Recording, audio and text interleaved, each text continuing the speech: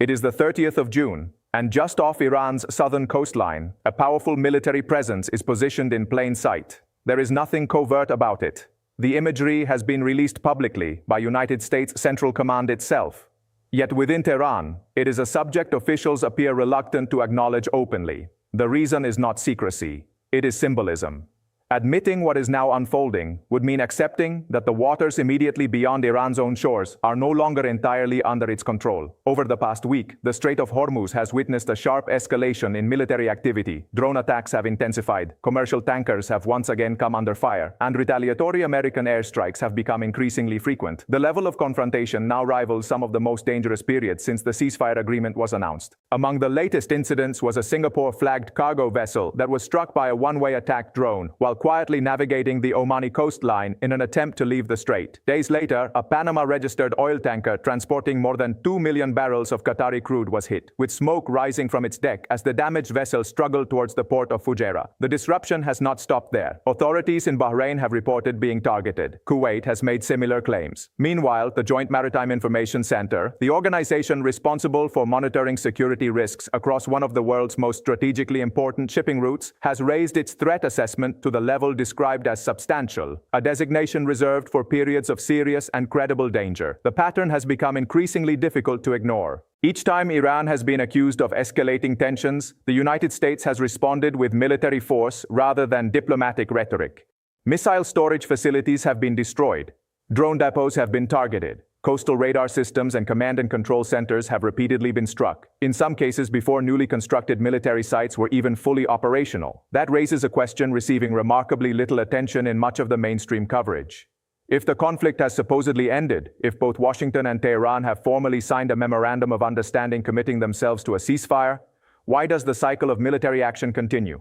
Why, less than a fortnight after that agreement was signed, is a fully equipped United States Marine Expeditionary Unit deployed just off Iran's coastline, prepared for immediate action should circumstances require it? The answer may be uncomfortable, but it is increasingly difficult to avoid. What has been described publicly as a ceasefire appears, in practice, to be something rather different. Rather than bringing hostilities to an end, it has functioned more as a temporary pause, one that elements within Iran's Islamic Revolutionary Guard Corps have repeatedly tested to determine how far they can push the limits before provoking a decisive response. The force now positioned off Iran's southern coast represents that response. It is the 31st Marine Expeditionary Unit, one of the United States military's most versatile and rapidly deployable formations in the region. Designed to operate independently, capable of launching air, sea, and ground operations with minimal notice, it represents precisely the sort of force deployed when Washington wishes to send an unmistakable strategic message without issuing a formal declaration. Its presence communicates a simple reality. Should another serious escalation occur, the response is unlikely to be limited to diplomatic statements or carefully worded press releases. It would involve military action. To understand how events reached this point, it is worth examining the sequence carefully, because the order in which these developments unfolded tells its own story. Earlier this month, following the intense 12-day conflict involving the United States, Israel, and Iran, both sides signed a memorandum of understanding intended to halt military operations and restore normal commercial shipping through the Strait of Hormuz. On paper, the agreement appeared comprehensive. Its purpose was straightforward: end the fighting, reopen one of the world's most important maritime corridors, and return commercial traffic to pre-conflict levels. It projected an image of stability. The reality proved rather different. Within days, signs of disagreement began to emerge. Iranian negotiators indicated that once a 60-day suspension expired, Tehran intended to introduce transit charges for vessels passing through the Strait of Hormuz, even though international maritime law regards those waters as an international passage rather than sovereign territory. Iran argued that such payments would compensate for services provided within the shipping lane. Washington rejected that position outright. The American administration maintained that international shipping through the strait must remain free from tolls or politically imposed restrictions, describing unrestricted navigation as a non-negotiable principle. That disagreement alone suggested the ceasefire rested on increasingly fragile foundations before a single additional drone had been launched. Then came another escalation. A commercial cargo ship, the Ever Lovely, was struck by a one-way attack drone while departing the strait, along what had been considered the safer Omani route. United States Central Command described the attack as a direct violation of the ceasefire agreement. Speaking from the Oval Office, President Trump characterized the incident as a reckless breach of the understanding reached only days earlier. Reporters questioned why American forces continued launching retaliatory strikes while negotiations supposedly remained on course. The president's response was notably brief. "They're a little bit different." With that, the exchange ended. Whatever interpretation one places upon those 6 words, they hardly reflected the confidence of a leader convinced that lasting peace had already been secured. Instead, they suggested an administration preparing for further confrontation while publicly maintaining diplomatic engagement. The American military response followed quickly. Missile storage complexes were struck, drone facilities were targeted. Coastal radar installations, critical to Iran's ability to monitor and challenge maritime traffic, were destroyed in a series of precision operations designed to reduce Tehran's capacity to interfere with shipping through the strait. For a brief period, it appeared that the exchange might conclude there. It did not. Within hours, Iran's Islamic Revolutionary Guard Corps launched retaliatory drone attacks aimed at American military positions in Kuwait and Bahrain. According to United States officials, the drones were intercepted before reaching their intended targets. No American personnel were killed, no major infrastructure was damaged. But focusing solely on the physical outcome risks overlooking the broader strategic message. The objective was not necessarily to inflict large-scale destruction. It was to demonstrate that Iran remained willing and able to respond. Domestically, that mattered. It allowed the Revolutionary Guard to present itself before the Iranian public as an organization prepared to answer military pressure with force of its own, reinforcing the narrative that Tehran would not be intimidated despite repeated American strikes. And that, perhaps more than the attacks themselves, explains why the situation continues to grow increasingly volatile. Any expectation that the confrontation would fade after that exchange proved short-lived. Less than 48 hours later, another commercial vessel became the focus of international attention. The Kiku, a Panama-flagged crude oil tanker transporting more than 2 million barrels of Qatari oil, was struck while transiting the Strait of Hormuz. Almost simultaneously, Bahraini authorities reported a separate drone attack within their own territory, reinforcing concerns that the region was once again sliding towards sustained instability. The diplomatic response was swift. Egypt publicly condemned the attacks. Kuwait issued its own criticism. Bahrain accused Tehran of deliberately fueling regional instability, arguing that Iran was exporting insecurity rather than contributing to peace. At the same time, the international maritime community faced an increasingly difficult reality. The United Nations Maritime Agency, which had recently begun coordinating the movement of stranded commercial vessels through an alternative route along the Omani coastline, was forced to suspend those operations after concluding that safe passage could no longer be guaranteed. That decision spoke volumes. When international organizations responsible for safeguarding commercial navigation determine that one of the world's most important shipping corridors has become too dangerous to manage, the implications extend far beyond the region itself. This was no isolated incident. It marked the 3rd occasion in as many weeks that American aircraft had launched precision strikes against Iranian military infrastructure in direct response to drone attacks originating near the Strait of Hormuz. 3 separate rounds of military retaliation. 3 weeks. All occurring after an agreement that was intended to end precisely this pattern of escalation. That reality raises an obvious question. If the conflict has genuinely concluded, why do American aircraft continue striking targets inside Iran? Why has the Joint Maritime Information Center increased, rather than reduced, its regional threat assessment? And why does a fully equipped United States Marine Expeditionary Unit remain deployed just off Iran's southern coastline, in a posture normally associated with operations requiring immediate readiness? The answer increasingly appears to lie not in retaliation alone, but in strategic leverage.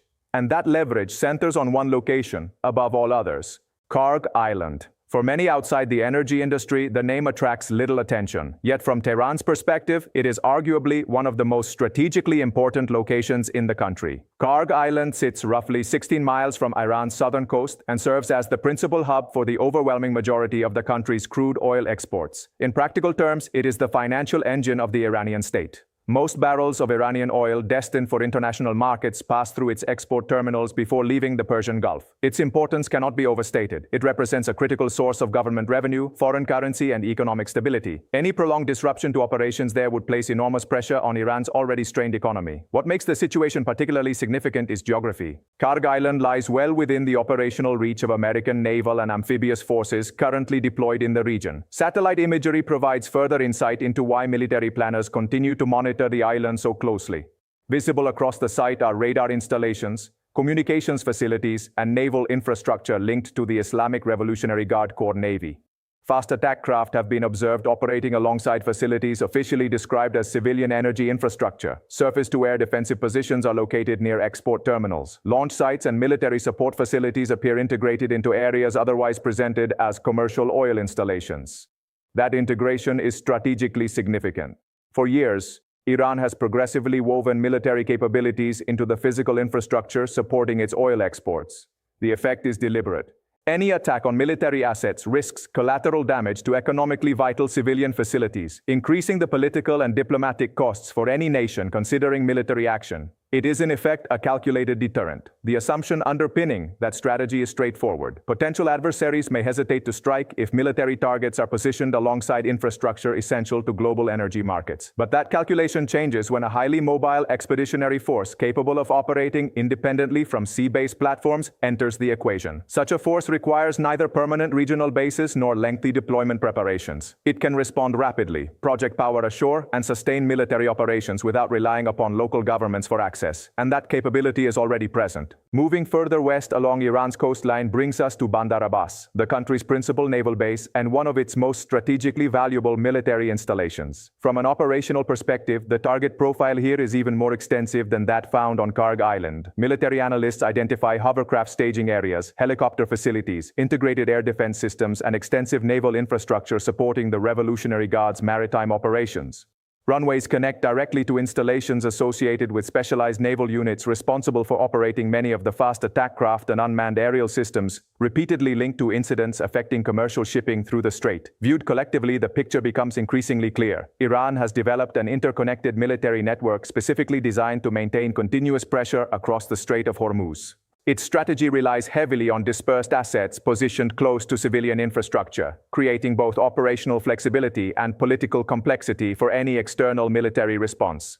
For years, many assumed those sites enjoyed a degree of protection, simply because striking them would involve considerable diplomatic and strategic risk. Events over recent weeks have challenged that assumption. Repeated American precision strikes have demonstrated both the capability and the willingness to target critical military infrastructure despite its proximity to civilian facilities. That shift fundamentally alters the strategic calculations facing Tehran. It also explains why the military formation currently stationed off Iran's southern coast has attracted such close international attention. Its presence is not symbolic alone. It represents a practical military capability designed specifically for situations in which rapid intervention, sustained operations, and immediate force projection may become necessary.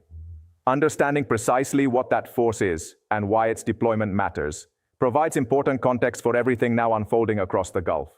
To understand why the deployment of the 31st Marine Expeditionary Unit has generated such intense attention, it is necessary to appreciate what this formation actually represents. This is not a temporary show of force assembled for political effect, nor is it an experimental capability intended simply to reassure allies. It is one of the United States military's most mature and battle-ready expeditionary formations, built around a doctrine that has been refined over several decades. Its purpose is straightforward: to project combat power rapidly, independently, and with minimal warning into areas where Washington believes its interests are under immediate threat.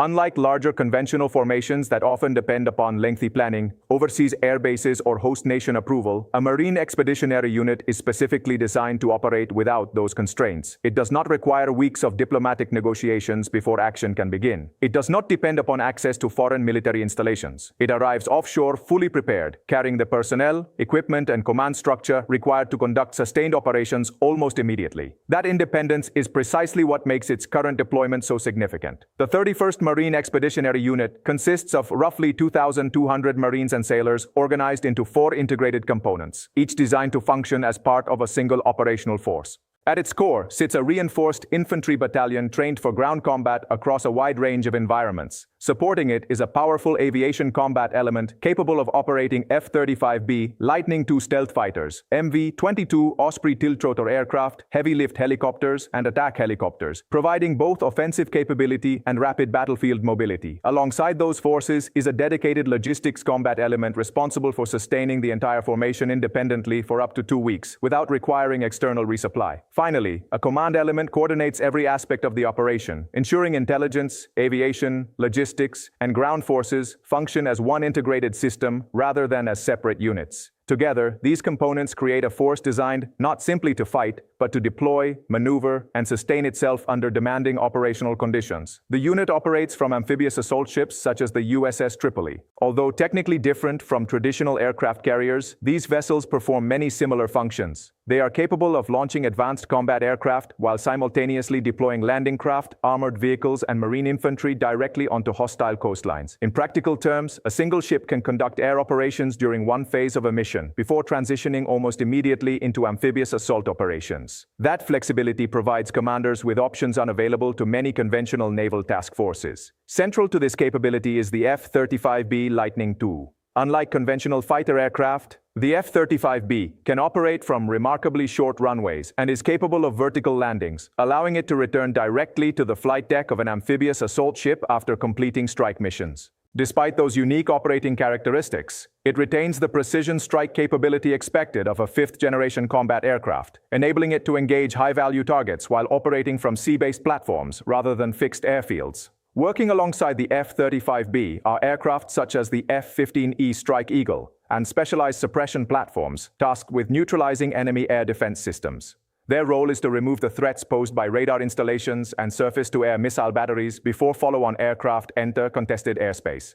The result is a highly coordinated strike package capable of operating independently of permanent bases elsewhere in the region. Yet despite the sophistication of these aircraft, they are not necessarily the aspect of the Marine Expeditionary Unit that would concern Iranian military planners most. That distinction arguably belongs to one of the least publicly discussed elements within the formation: Marine Force Reconnaissance. Embedded within this capability is the Maritime Raid Force, a specialist unit trained to conduct some of the most demanding missions in modern military operations. These personnel are typically deployed before any larger assault begins. Operating under cover of darkness, they infiltrate potential objective areas by sea or air, identify landing sites, assess enemy defenses, and gather detailed intelligence before conventional forces move into position. Their responsibilities extend far beyond reconnaissance alone. They are trained to conduct amphibious raids, secure offshore energy installations, board hostile vessels, and carry out complex maritime interdiction operations where speed, surprise, and precision are essential. Perhaps most importantly, their planning is based upon direct observation rather than assumption. Instead of relying exclusively upon satellite imagery or electronic surveillance, these teams confirm conditions on the ground, often completing their missions without the opposing force ever realizing they were present. That capability significantly improves the accuracy of any subsequent military operation. Modern reconnaissance no longer relies solely on personnel. Small unmanned aerial systems now provide continuous real-time surveillance,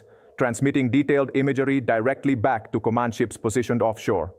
These drones extend operational awareness far beyond what was possible only a generation ago, allowing commanders to monitor developments almost continuously before committing larger forces. According to multiple assessments, this combination of close reconnaissance and persistent surveillance has played a key role in enabling recent American precision strikes against newly constructed Iranian military facilities, some reportedly targeted before construction had even been fully completed. Such outcomes are not accidental. They reflect a deliberate operational concept designed around maintaining persistent situational awareness rather than reacting after threats have already materialized. Should any future operation involving Karg Island ever receive political authorization, military analysts widely expect Marine Force reconnaissance elements to play a central role during its earliest stages.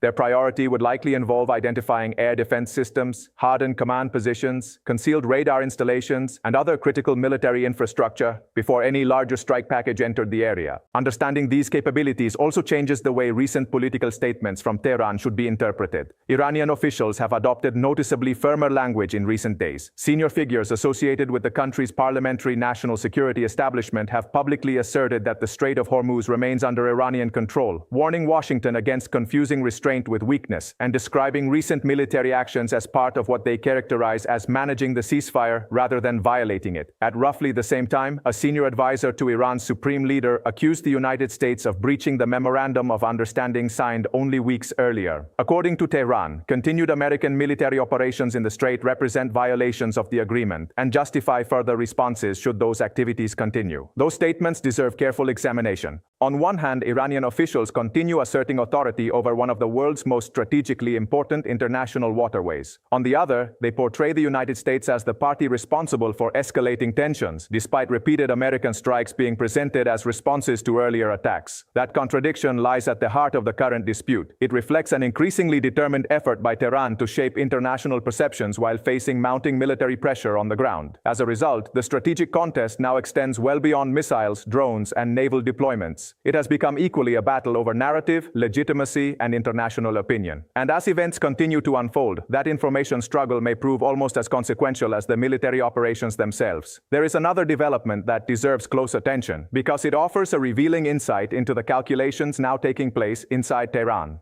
Iran's deputy foreign minister has publicly avoided giving a firm commitment on whether the next round of diplomatic talks with Washington will proceed as scheduled. This hesitation came even after President Trump indicated from the Oval Office that another meeting remained a possibility, while also making clear that its outcome was far from certain. That uncertainty is significant. When senior officials cannot confidently confirm whether negotiations will even take place, it suggests a government wrestling with competing priorities rather than executing a unified strategy. One faction appears determined to maintain pressure through continued military posturing. Another seems intent on preventing the crisis from escalating into a conflict that could inflict lasting economic and political damage. Those competing pressures help explain much of the mixed messaging emerging from Tehran in recent weeks. Viewed from Washington's perspective, however, the challenge is far more practical. American military planners are confronting a hostile coastline protected by layered air defense systems, mobile radar installations, drone storage facilities, and naval assets positioned alongside one of the world's busiest maritime trade routes. A substantial proportion of global oil exports continues to pass through the Strait of Hormuz every single day.